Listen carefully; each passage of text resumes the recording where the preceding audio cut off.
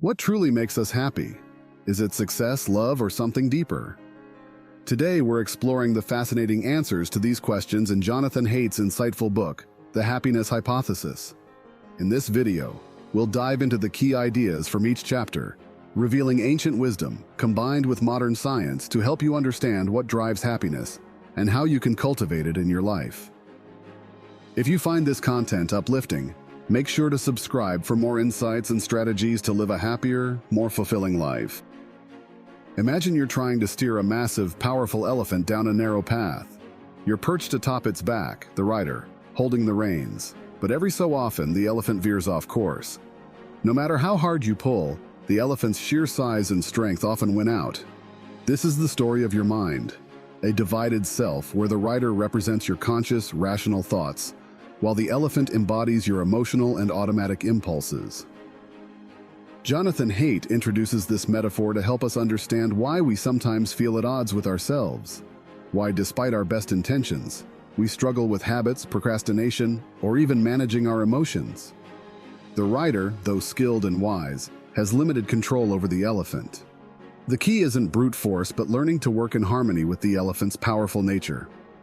Take a moment and think of a time you tried to adopt a new habit, maybe waking up early or cutting back on sugar. Initially, your rider was in full control, motivated and determined. But as the days went by, your elephant started to resist, drawn by the allure of old routines. The struggle was real, wasn't it? This internal conflict can be frustrating, but understanding it is the first step toward mastering it. Haidt's insight into the divided self teaches us that self-awareness is crucial. By recognizing when your elephant is taking over, you can guide it more effectively, aligning your emotions with your goals rather than battling them. The journey isn't about dominating the elephant, but about becoming a skilled rider who understands and respects the elephant's nature. Principle number 1 is the divided self, mastering the balance between rational thought and emotional impulses. Picture this. You're caught in a downpour and your mind starts spiraling. This always happens to me. My day is ruined. Why is life so unfair? These automatic thoughts can quickly turn a minor inconvenience into a storm of negative emotions. But what if you could change this mental weather? In this chapter, Jonathan Haidt delves into the transformative power of cognitive therapy and meditation, tools that can help us reshape our thought patterns and, in turn, our emotional responses. Cognitive therapy teaches us to challenge and reframe these automatic thoughts. Instead of seeing the rain as a personal disaster, you might think, "It's just rain, it doesn't define my day." This simple shift can diffuse negative emotions, allowing you to respond more calmly and rationally. It's like learning to carry an umbrella for your mind, shielding yourself from the storms of irrational thinking. Now, let's talk about meditation, a practice that acts as a mirror for the mind. When you meditate, you observe your thoughts without judgment, noticing the patterns that shape your emotions. It's in this quiet reflection that you begin to see the mind's machinery at work. With consistent practice, you become more mindful, more aware of when your thoughts are steering you into negative territory, and better equipped to redirect them. Imagine the last time you felt overwhelmed by anxiety or stress. What if, instead of getting swept away by those feelings, you paused, recognized the thought patterns fueling them, and gently guided your mind toward a more balanced perspective? That's the power Haidt is talking about, changing your mind to change your life. Principle number 2 is changing your mind, harnessing cognitive therapy and meditation to reshape thoughts and emotions for better mental health. Imagine a world where every favor carries an unspoken promise of return. In this world, reciprocity isn't just a kind gesture, it's the glue that holds society together. Jonathan Haidt explores the evolutionary roots of reciprocity, revealing how our desire for fairness, and even revenge, has shaped human relationships. Reciprocity is an ancient instinct, driving us to repay kindness and seek justice when wronged. This urge for balance, even through revenge, isn't just about personal satisfaction. It's a mechanism to maintain social harmony by discouraging exploitation. Think about the last time someone wronged you.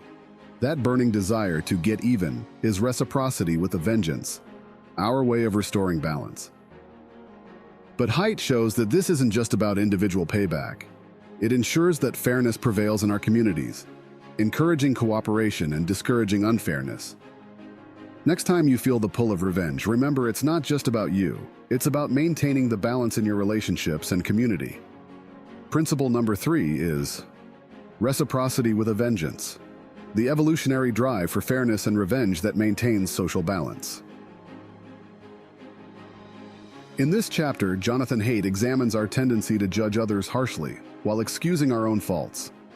It's a phenomenon known as moral hypocrisy, where cognitive biases lead us to see the flaws in others more clearly than in ourselves. This chapter invites us to confront this bias and reflect on how it distorts our perceptions. We're quick to point out when someone else fails, but when it comes to our own mistakes, we find ways to justify or minimize them. It's not just a bad habit. It's a deeply ingrained bias that distorts how we see the world. Haidt challenges us to confront this bias, to stop looking outward with judgment, and start looking inward with honesty. Imagine a situation where a colleague misses a deadline. Your first thought might be, they're so irresponsible. But when you miss a deadline, it's different. Maybe you were busy or something unexpected came up. This double standard is moral hypocrisy in action. Haidt encourages us to break this cycle by becoming more self-aware and compassionate, recognizing that we're all imperfect and prone to mistakes. By shifting our focus from judging others to understanding ourselves, we can foster a more compassionate and fair perspective. It's not about ignoring faults, but about acknowledging them in ourselves first, before casting stones at others. Principle number 4 is the faults of others. Overcoming moral hypocrisy by becoming more self-aware and compassionate. In this chapter, Jonathan Haidt dives into the complex quest for happiness, exploring its various sources and how they connect to our sense of fulfillment. He breaks down happiness into 3 key components: pleasure, engagement, and meaning, each playing a unique role in shaping a truly happy life. Pleasure gives us those fleeting moments of joy, like savoring a favorite meal or enjoying a sunset. But Haidt warns that while these moments are sweet, they are not enough to sustain long-term happiness. Engagement, on the other hand, comes from being fully absorbed in activities that challenge and satisfy us, whether it's work, a hobby, or a personal project. This state of flow can bring deeper contentment. Then there's meaning, the most profound source of happiness. This is about connecting our lives to something larger than ourselves, be it through relationships, community, or a sense of purpose.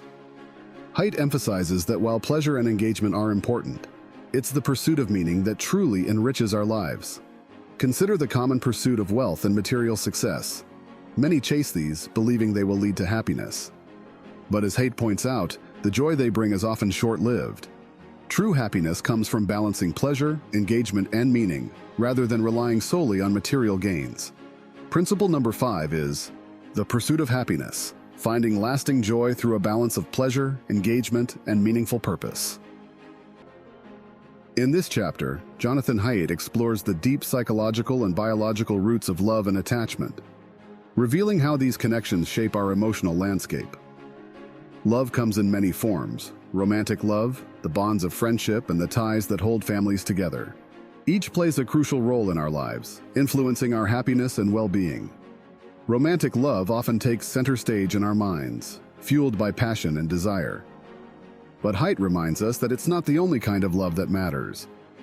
Friendship provides the steady support we need in life's ups and downs, while family bonds offer a foundation of security and identity. These different types of love, though distinct, are interconnected, each contributing to our emotional health. At the heart of these relationships is the concept of secure attachment. When we form strong, healthy bonds with others, we create a sense of security that helps us navigate the challenges of life. Haidt highlights the importance of these secure attachments, showing how they are essential for our emotional well-being and resilience. Think about the people you're closest to: your partner, your best friend, your family. These relationships aren't just important, they're vital. They provide a safe harbor in the storms of life, a place where you can be yourself and find support when you need it most. Principle number 6 is love and attachments, building secure relationships that nurture emotional well-being and resilience. In this chapter, Jonathan Haidt delves into the paradoxical idea that adversity, though painful, can be a powerful catalyst for personal growth and resilience. He introduces the concept of post-traumatic growth, where individuals emerge from difficulties not just intact, but with a deeper sense of purpose and strength. Haidt argues that the way we face challenges significantly impacts our ability to grow from them. It's not the adversity itself, but our perspective and mindset that determine whether we crumble under pressure or rise stronger. By viewing challenges as opportunities for growth, we can transform our struggles into stepping stones toward a more fulfilling life. Consider a time when you faced a significant setback, maybe a loss, a failure, or a personal crisis. At the moment, it may have felt overwhelming, but as time passed, you likely found new strengths within yourself.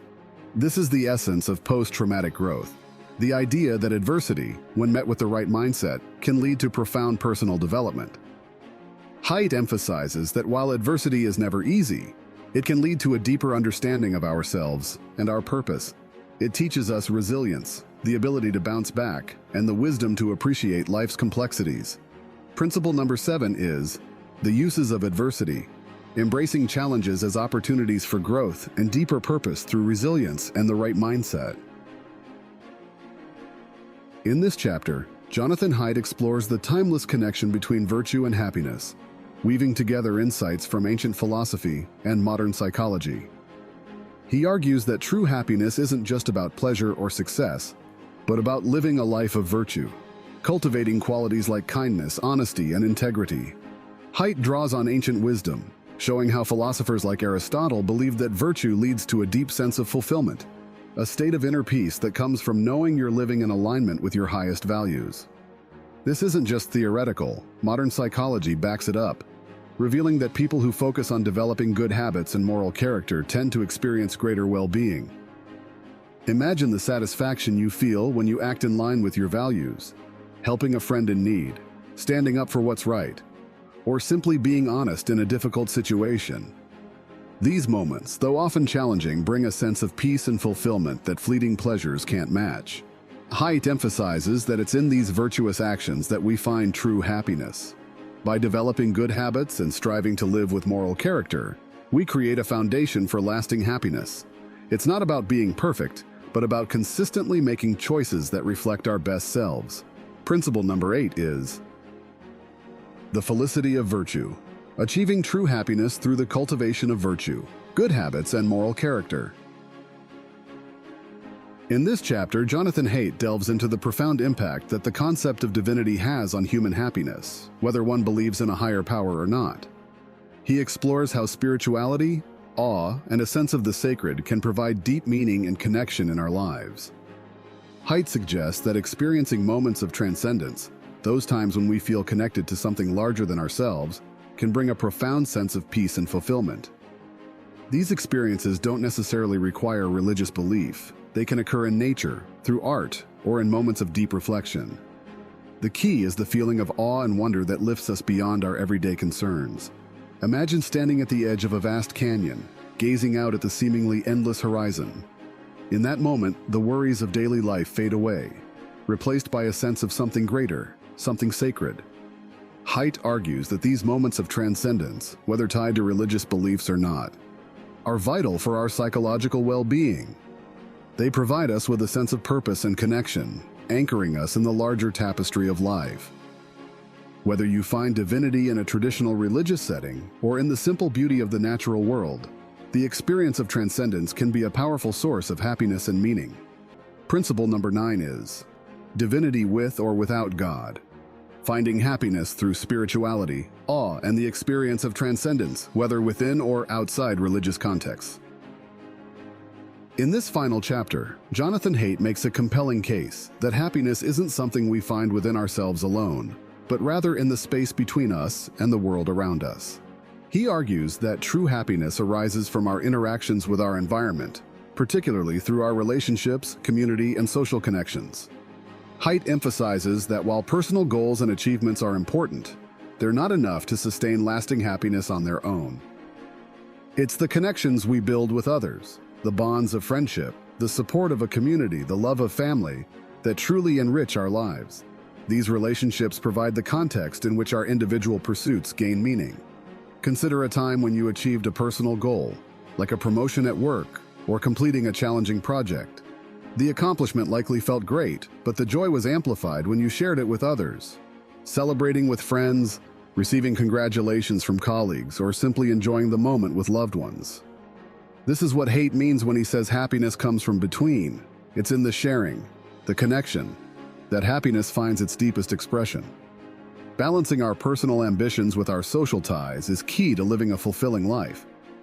By nurturing our relationships and staying connected to our communities, we create a foundation for happiness that's more resilient and enduring. Principle number 10 is, happiness comes from between, achieving lasting fulfillment through the balance of personal goals and meaningful social connections. In the concluding chapter, Jonathan Haidt weaves together the key insights from the book into a cohesive framework for understanding happiness. He emphasizes that the true essence of a fulfilling life lies in balance, a delicate equilibrium between various aspects of our existence. Haidt reminds us that happiness isn't found by focusing solely on ourselves or on others, nor is it achieved through work or leisure alone. It's the balance between these elements, self and others, work and relaxation, pleasure and meaning, that creates a well-rounded life.